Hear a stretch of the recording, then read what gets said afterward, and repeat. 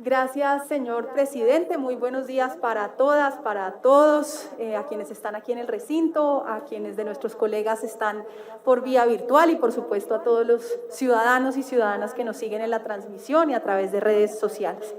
Este es para mí un proyecto de la mayor importancia, del que me siento supremamente orgullosa de ayudar a tramitar. Varios se preguntarán, bueno, es un proyecto liderado por el gobierno Duque, ¿qué hace una representante de oposición participando y liderando activamente que salga adelante?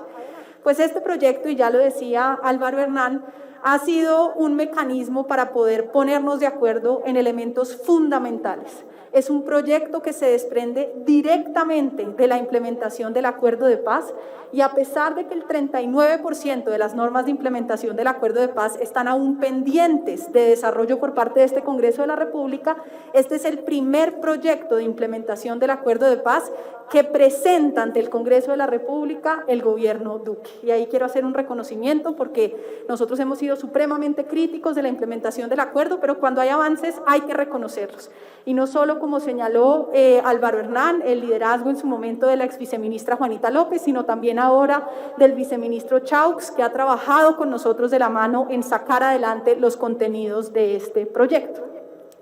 ¿Por qué quedó en el Acuerdo de Paz la creación de una jurisdicción agraria, como dice el Acuerdo de Paz? Y aquí quiero hacer una breve nota de contexto, porque creo que es importante recordar. Hacia mediados, agosto 2014, en la mesa de conversaciones, había una discusión muy profunda, que aún hoy es muy profunda en nuestra sociedad. Y era una discusión sobre las causas y los orígenes del conflicto armado, sobre de quién había sido la culpa de irse o no a la guerra, sobre cuáles habían sido los distintos crímenes gravísimos cometidos tanto por las FARC como por agentes del Estado, por paramilitares. Y en esa discusión profunda, que en gran medida impedía avanzar sobre la discusión de los contenidos de un acuerdo, surgió una idea extraña, que no ha sido común en otros procesos de paz, de crear lo que hoy se conoció como la Comisión Histórica del Conflicto y sus Víctimas.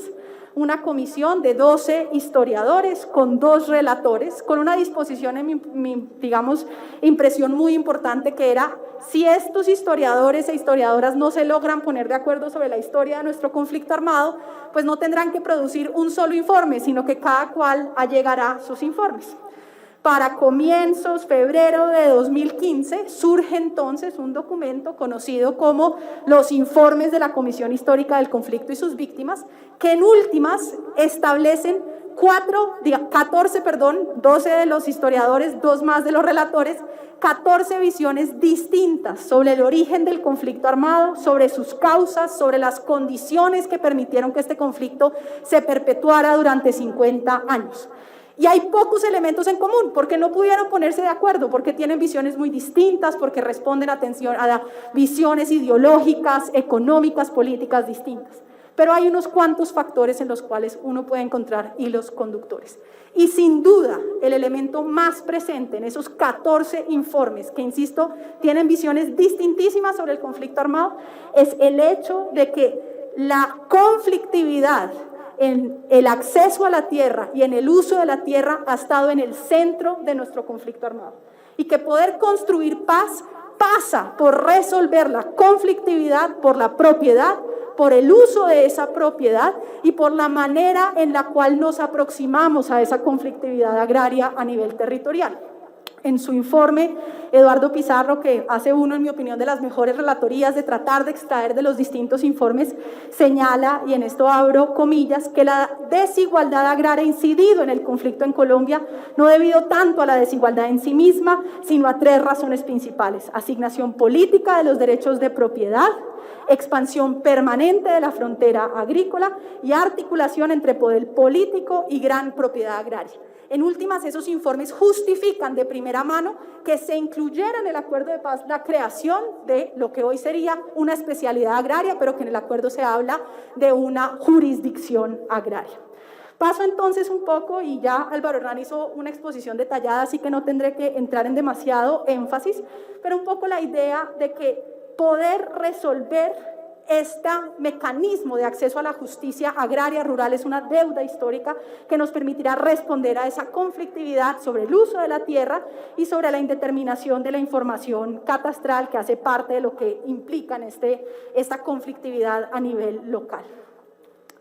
¿Qué establece el acuerdo de paz? Digamos, para en primer elemento señalar que este proyecto se desprende directamente. Dice que tiene que haber un compromiso de parte del gobierno nacional de crear mecanismos ágiles y eficaces de conciliación y resolución de conflictos de uso y tenencia de la tierra. Y luego pasa a enlistar el acuerdo de paz una serie de elementos específicos que caracterizan lo que hoy sería esa especialidad agraria. Una adecuada cobertura y capacidad en el territorio con énfasis en ciertas zonas priorizadas. Ya la decía Álvaro Hernán, aquí hay un reconocimiento en este proyecto a los 170 municipios PEDET que no fueron escogidos de manera caprichosa, son 170 municipios más afectados por la pobreza. Recordemos que el índice de pobreza multidimensional a nivel nacional es del 16%, esto es pre-COVID, ni se diga dónde podemos estar post-COVID, y en esos municipios el índice de pobreza multidimensional es del 45%, es decir, por supuesto que el 171, el 172 pueden estar mal, pero aquí estamos hablando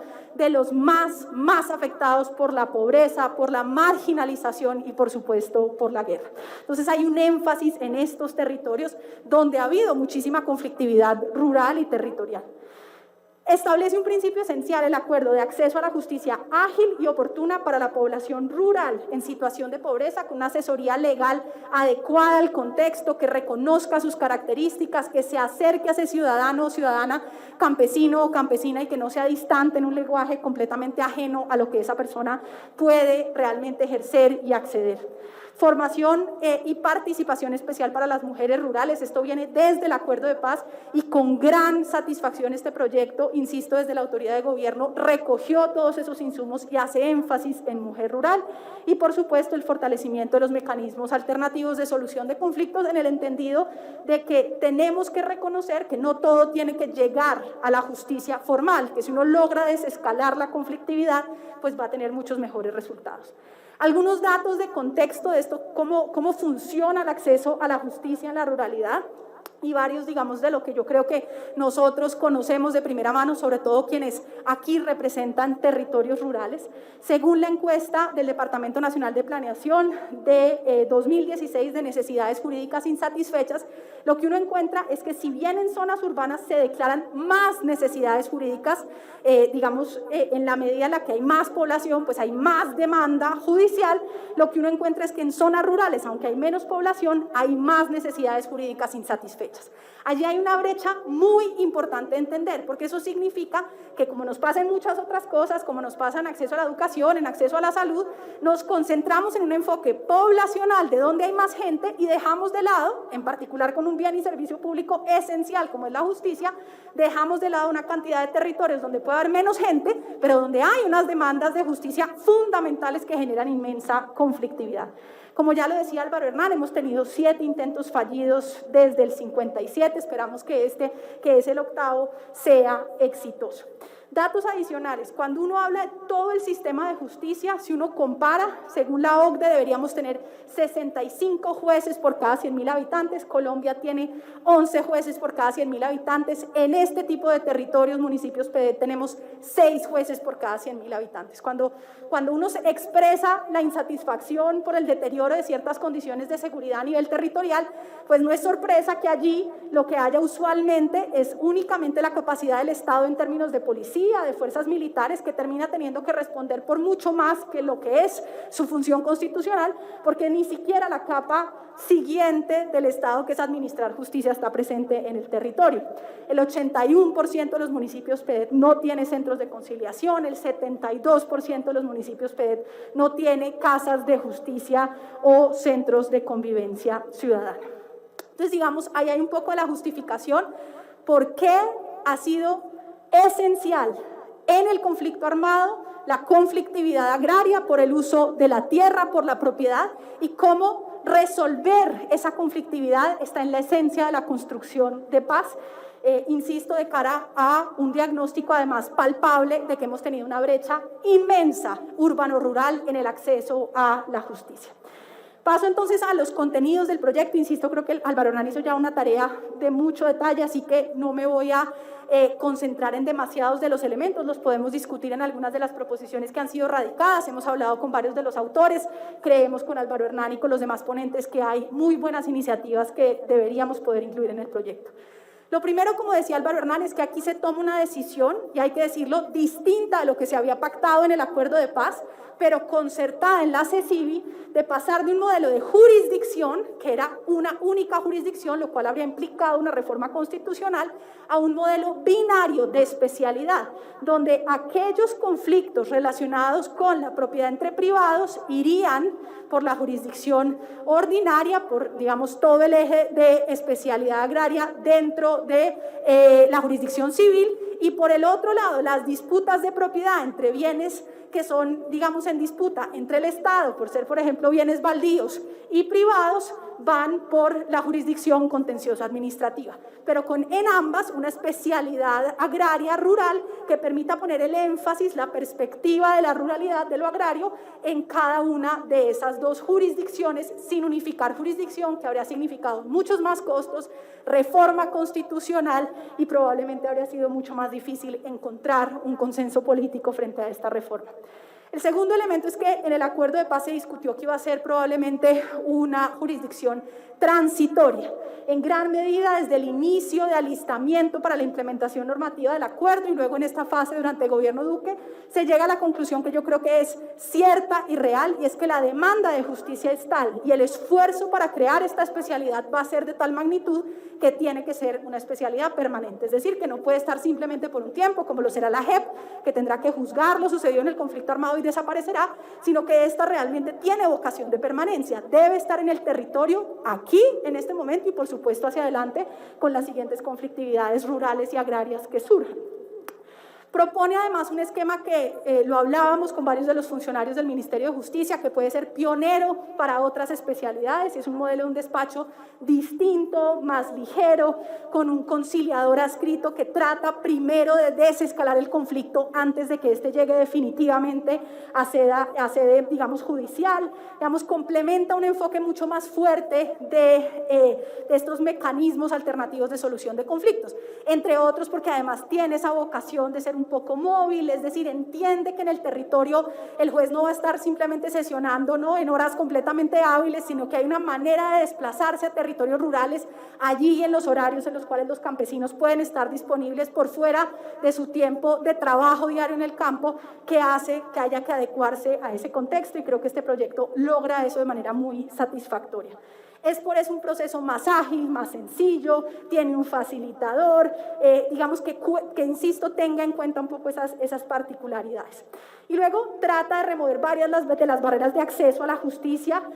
poblaciones que han estado mucho más distantes, mujeres rurales que por distintas razones no tienen cómo acceder, en donde hay, digamos, formas en las cuales se entiende que es el hombre cabeza de familia quien ejerce, ¿no?, y que además son quienes están en conexión más cerca con los centros poblados, quienes pueden acceder a la justicia. Pues acá se vuelca un poco todo el concepto sobre quienes les ha quedado siempre más difícil acceder a la administración de justicia.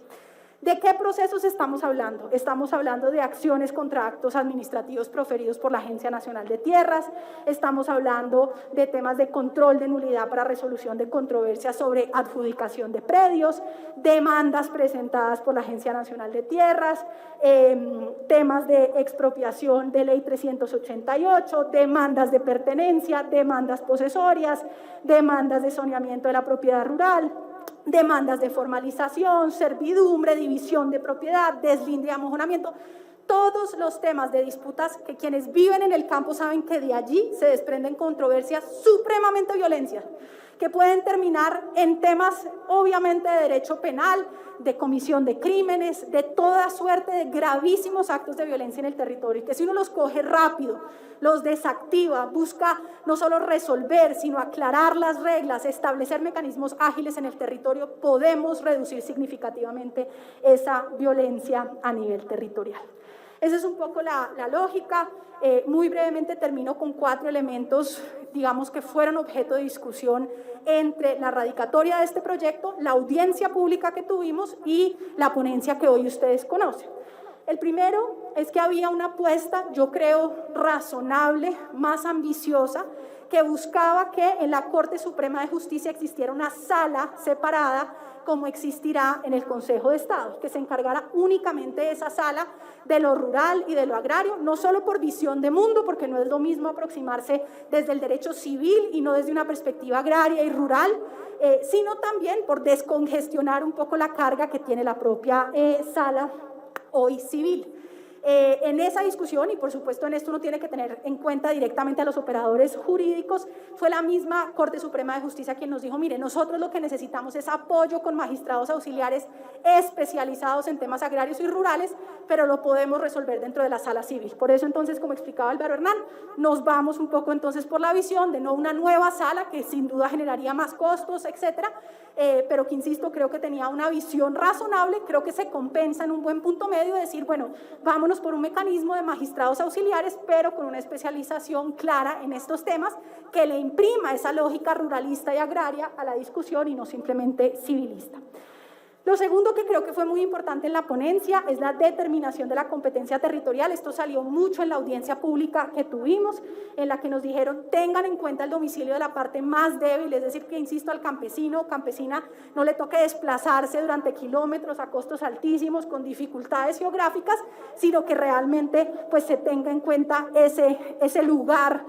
más débil en la relación agraria. Eso se incluyó, yo creo que es muy positivo. Lo tercero que fue muy interesante es que a raíz de que dejamos de crear una jurisdicción y lo que son dos especialidades, varios de los expertos que intervinieron en la audiencia nos dijeron cuidado que puede haber choques entre las dos especialidades. Entonces, ¿cómo va a priorizarse una u otra jurisprudencia? Y ahí lo que hicimos fue una armonización de las relatorías entre lo que pase en el contencioso administrativo y lo que pase en la jurisdicción ordinaria, para que haya una manera en la cual se evidencien, y si bien por supuesto la armonización será en cada uno de los dos del órgano de cierre, en el caso del ordinario, la sala civil, ahora sala civil agraria y rural, y en el caso de lo contencioso administrativo, esta sala agraria, tendría entonces digamos que haber una lógica en la cual esas dos relatorías se evidencien, se ponga información y eso le permita a ambos órganos de cierre armonizar de mejor manera su jurisprudencia para evitar esos choques. Y el cuarto y último, y que seguro será objeto de discusión el día de hoy, he hablado con los representantes Lordu y el representante Lozada, que han radicado con muy buena fe y en un intento por garantizar que haya una coherencia entre esta especialidad y los temas ambientales, varias proposiciones para que esta no sea una especialidad solo agraria y rural, sino que sea también una especialidad ambiental. Esto surgió también en la audiencia pública, lo discutimos mucho, varios de los expertos que participaron nos dijeron cuidado. Primero, si ustedes quieren crear una jurisdicción ambiental, tendría que ser por reforma constitucional y entraríamos en una discusión sobre el cruce de competencias entre esa jurisdicción y las CAR. Y ahí habría que dar una discusión. Yo creo que esa discusión hay que darla, creo que estamos en mora de una reforma integral a las CAR. La siguiente, digamos, propuesta era no, que sea como parte de esta especialidad. Entonces arrancamos un proceso de revisión y varios de los expertos nos decían, de nuevo, cuidado, porque nos ha tomado 30 años tratar de tener un cuerpo de derecho agrario donde haya unas acciones agrarias claras, como puede ser la acción de deslinde, como puede ser de amojonamiento, como puede ser el tema posesorio, como puede ser el tema de tenencia, donde hay cierta claridad, mientras que en lo ambiental es un cuerpo todavía incierto que estamos empezando a explorar, donde tenemos que dar discusiones que hemos dado en esta comisión sobre zonificación, donde hay zonas del territorio que definitivamente, más allá del tema de parques que ya está establecido, donde más allá de estos parques va a haber una protección ambiental. Lo hemos discutido acá con el tema de la reforma constitucional sobre prohibición de extracción de hidrocarburos en la región amazónica, por ejemplo, pero es parte de la discusión que hay que dar de cara a un escenario que pueda resolver esa conflictividad ambiental. Hay principios que se pueden incluir de desarrollo sostenible, de la función ecológica de la propiedad, como lo ha expresado el representante Lozada. Sin duda hay mecanismos que uno puede establecer como una obligación para que el gobierno en un término presente ante el Congreso de la República un proyecto sobre cómo resolver la conflictividad ambiental. En el proyecto por ahora lo que hicimos, como ya lo decía Álvaro Hernán, fue establecer que esta especialidad será competente para conocer de aquellos conflictos ambientales cuya resolución sea eminentemente necesaria para poder resolver el conflicto rural agrario que se está discutiendo en un caso particular. Yo creo que es un buen punto medio, porque no excluye de tajo todos los temas ambientales, pero tampoco pretende ahogar esta especialidad nueva que salda una deuda histórica, metiéndole ahora todo lo otro complejísimo que significa abordar los temas ambientales cuando aún no hay claridad. Es, por supuesto, un tema aún en discusión. Simplemente quería señalar que lo tuvimos en cuenta en la ponencia, que llegamos a ese punto medio, que hay pasos para dar en algunas de las proposiciones de los representantes Lorduy y Lozada, pero que por el momento en la conversación que hemos tenido con varios de los expertos vemos que sería un grave riesgo volver no solo una especialidad agraria y rural, sino una especialidad que se trajera toda la competencia sobre lo ambiental. Con eso, presidente, colegas, yo cerraría celebrando el apoyo de todos los ponentes, que ha sido absolutamente fundamental en sacar adelante este proyecto, resaltando que a pesar de las diferencias en temas, este es un proyecto de construcción de paz que nos une, que permite demostrar que hay temas, sobre todo relacionados con el desarrollo rural, donde podemos ponernos de acuerdo a pesar de nuestras diferencias y construir paz a nivel territorial, y yo estoy convencida de que este proyecto es sin duda un paso en esa dirección. Muchas gracias, presidente y colegas, y por supuesto los invitamos a aprobar la proposición con la que termina el informe.